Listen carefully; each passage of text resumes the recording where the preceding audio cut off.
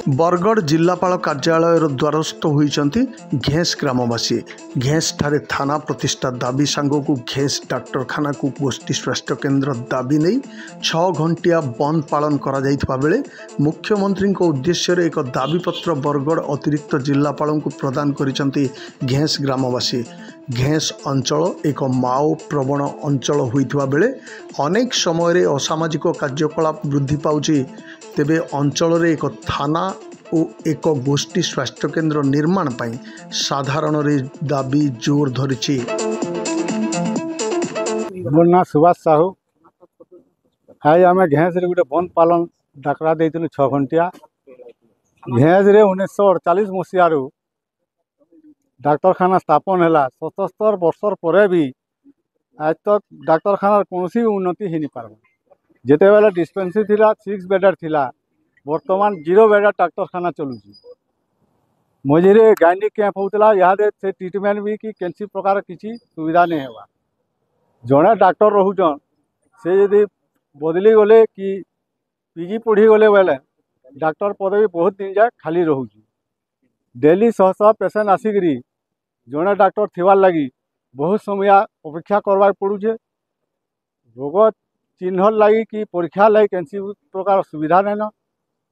तो इथिले आम बहुत दिन अंचलवासी घेस डाक्तरखाना उन्नति होकर सीएससी करागला ये सब सुविधा हो पार्बा बोलिकी आम दाबी कर आसुचु।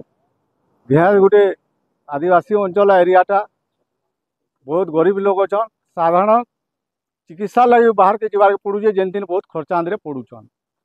आउ घेस अंचल रे दीर्घ वर्षरु चोरी डकायती हत्या पलायन लुटपाट केस गुड़ाक दिने दिन के बढ़ी चलीचे। वर्तमान जेन स्तर के गलान लोग घर बाहर वाले भय कर बसिलेन शांति रे रही नहीं पार्बा। इथि लगी आमे भी बहुत वर्षरु घेस ठारे गोटे थाना हबार लगी सरकार को विभाग अफिसर को दाबी कर आसुचु, किंतु आज तक से किसी नहीं पार्बार ताल। आर गोटे बड़ कथा हूँ घेस अंचलटा गोटे माओ प्रभावित अंचल है।